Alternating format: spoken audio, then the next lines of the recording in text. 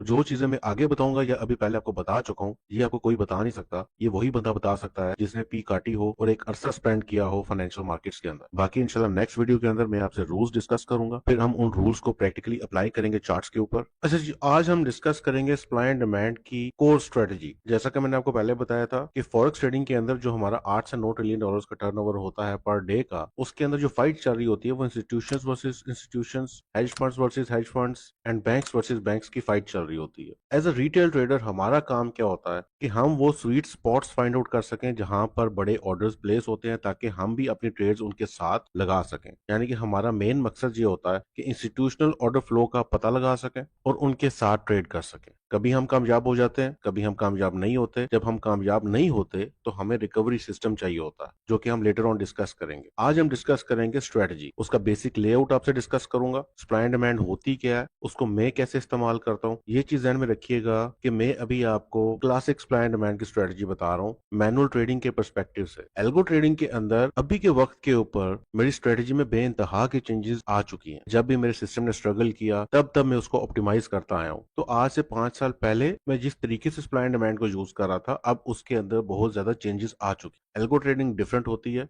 वो हम later on discuss करेंगे। आज हम क्लासिक सप्लाई एंड डिमांड को डिस्कस करेंगे। वीडियो स्टार्ट करने से पहले मैं आपको एक चीज बता दूं कि मैं आपको बेसिक्स क्लियर नहीं कराऊंगा। जो भी बंदा ट्रेडिंग सीखना चाहता है, एटलीस्ट उसके अंदर इतना एप्टीट्यूड होना चाहिए, इतनी चाहत होनी चाहिए सीखने की कि वो अपनी बेसिक्स कम से कम क्लियर कर ले। यूट्यूब पूरा भरा हुआ है और हर बंदा बेसिक्स सही बता देता है, यानी कि पिप्स क्या है, लेवरेज क्या है, ब्रोकर्स का मैं ऑलरेडी एक्सप्लेन कर चुका हूं। तो बेसिक्स मैं आपको नहीं बताऊंगा, मैं आपको वो चीजें बताऊंगा जो आपको यूट्यूब पर नहीं मिलेंगी। वो चीजें सिखाऊंगा जो कि मैंने 10 साल में सीखी है। जो चीजें मैं आगे बताऊंगा या अभी पहले आपको बता चुका हूं, ये आपको कोई बता नहीं सकता। ये वही बंदा बता सकता है जिसने पी काटी हो और एक अरसा स्पेंड किया हो फाइनेंशियल मार्केट्स के अंदर। तो खैर स्टार्ट करते हैं। तो बेसिकली सप्लाई एंड डिमांड को अगर लिटिल अल्फाज में लें तो उसका मतलब ये बनता है कि फर्ज करें कि आपके पास 10 आईफोन्स हैं और 10 ही उसके बायर्स बैठे हुए हैं, यानी कि जितनी सप्लाई है उतनी ही डिमांड मौजूद है, तो प्राइस कांस्टेंट रहेगी। अगर हम मार्केट कंडीशन की बात करें तो जो हमारी साइडवेज मूवमेंट होती है, जहां पे सप्लाई और डिमांड आपस में बैलेंस होती है। अब फर्ज करें कि आपके पास 10 आईफोन्स हैं लेकिन उसके 20 बायर्स हैं,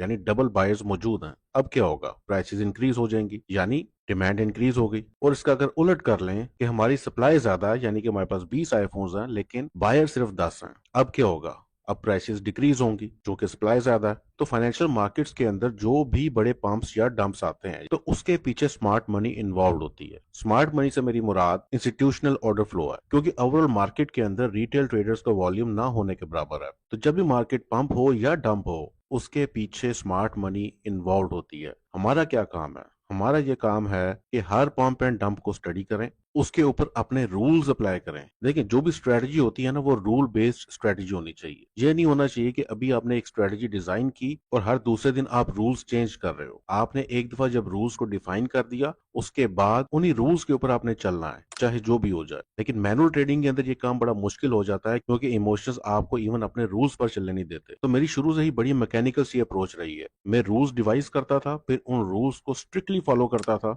अक्सर औकात इमोशंस टेक ओवर कर जाते थे और वो जब जब करते थे तो उससे मुझे नुकसान ही हुआ है। तो ये चीज आपने ध्यान में रखनी है कि जो भी स्ट्रेटजी आप यूज कर रहे हैं वो रूल बेस्ड होनी चाहिए। जैसे मेरे 4 सेट ऑफ रूल्स हैं जो कि भी मैं आपसे लेटर ऑन डिस्कस करूंगा, जो कि मैं किसी भी सप्लाई या डिमांड जोन के अंदर देखता हूं। अब जरूरी नहीं है कि हर सप्लाई एंड डिमांड जोन के अंदर वो चारों रूल्स एप्लीकेबल हों तो ही मैं ट्रेड लूंगा, लेकिन अगर मेरी चारों कंडीशंस फुलफिल हो रही हैं तो मैंने ये नोट किया था कि मेरी विनिंग प्रोबेबिलिटी ज्यादा इंक्रीज हो जाती। उन रूल्स को डिफाइन करने में मैंने एक अरसा लगा दिया, वो मैं लेटर ऑन आपसे डिस्कस करूंगा। अच्छा, अब ये जो इंस्टीट्यूशनल ऑर्डर्स होते हैं ये इतने बड़े होते हैं कि वो एक ही गो में कभी भी फुलफिल नहीं होते। मतलब फर्ज करें कि $10 मिलियन का ऑर्डर है, ऐसा कभी भी नहीं होगा कि वो एक ही गो के अंदर $10 मिलियन का ऑर्डर फुलफिल हो जाए। हमेशा वो पार्शली फुलफिल होता है। As a supply and demand trader हमारा गोल ये होता है कि हम लोग पहली रिट्रेसमेंट के अंदर ही एंटर हो जाए, क्योंकि फर्ज करें ये एक डिमांड जोन है, यहाँ पर एक बहुत बड़ा ऑर्डर पड़ा हुआ है, मार्केट लाजमी उसको फुलफिल करने वापस आएगी। जो बेसिकली मार्केट मूव करती है वो सप्लाई जोन से डिमांड जोन और डिमांड जोन से सप्लाई जोन मूव करती है। ये तरीकाकार होता है मार्केट मूवमेंट का। तो ये zones basically as a magnet act करते हैं। जो जितना बेहतरीन जोन होता है वहां पे मार्केट उतने ही कम टाइम के लिए आती है, और हमारा गोल ये होता है कि जब वो फर्स्ट टाइम हमारे जोन के अंदर एंटर हो, हम उसी वक्त मार्केट के अंदर एंटर हो जाए, क्योंकि उस टाइम पर हमारी ट्रेड विन करने की प्रोबेबिलिटी सबसे ज्यादा होती है। उसके बाद जब मार्केट सेकंड या थर्ड टाइम आती है तो हमारी विनिंग प्रोबेबिलिटी काफी हद तक रिड्यूस हो जाती है। इसी वजह से जो आपकी सपोर्ट एंड रेजिस्टेंस है वो टोटली अपोजिट होती है सप्लाई एंड डिमांड से, यानी कि एक बेहतरीन सपोर्ट एक बहुत गंदा डिमांड जोन होता है और एक बेहतरीन रेजिस्टेंस एक लो क्वालिटी सप्लाई लेवल होता है। मार्केट के अंदर जब सप्लाई एंड डिमांड आपस में बैलेंस्ड है उस टाइम पर हमारा मार्केट में कोई काम नहीं होता। हम लोग ट्रेड करते हैं इम्बैलेंसेस को, मतलब जब भी सप्लाई एक्सीड करेगी डिमांड से तो मार्केट डंप करेगी। अब जब वो डंप कर रही है तब हम मार्केट में एंटर नहीं होते, जब वो डंप कर चुकी होती है फिर हम उस बड़े डंप के ओरिजिन के ऊपर जाते हैं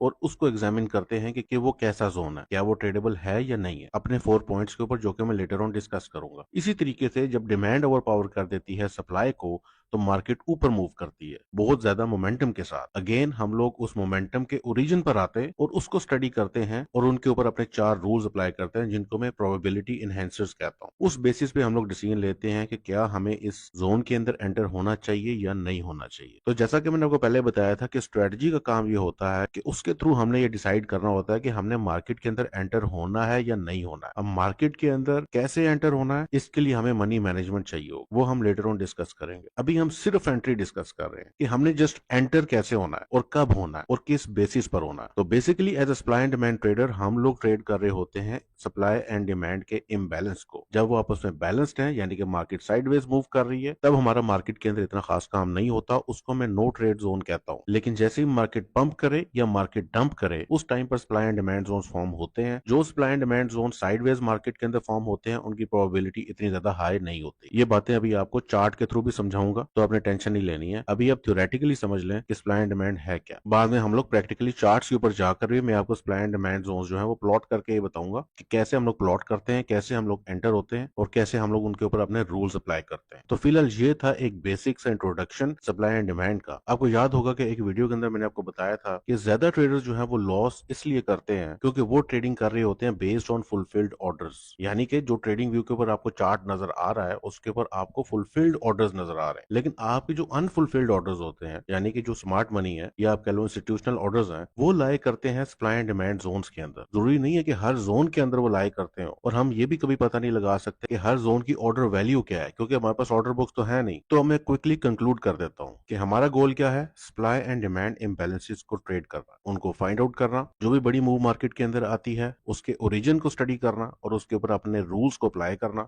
और उनकी बेसिस के ऊपर जोन की क्वालिटी डिटरमिन करना। जोन क्वालिटी क्या होती है ये लेटर ऑन बताऊंगा आपको। और ओवरऑल बिगर पिक्चर के अंदर हम लोग बेसिकली क्या कर रहे हैं कि हम लोग वेल्स के साथ ट्रेड करना चाह रहे हैं। बाकी इंशाल्लाह नेक्स्ट वीडियो के अंदर मैं आपसे रूल्स डिस्कस करूंगा, फिर हम उन रूल्स को प्रैक्टिकली अप्लाई करेंगे चार्ट्स के ऊपर ताकि आपको फुल पिक्चर क्लियर हो जाए। मिलता हूँ नेक्स्ट वीडियो में। अल्लाह हाफिज।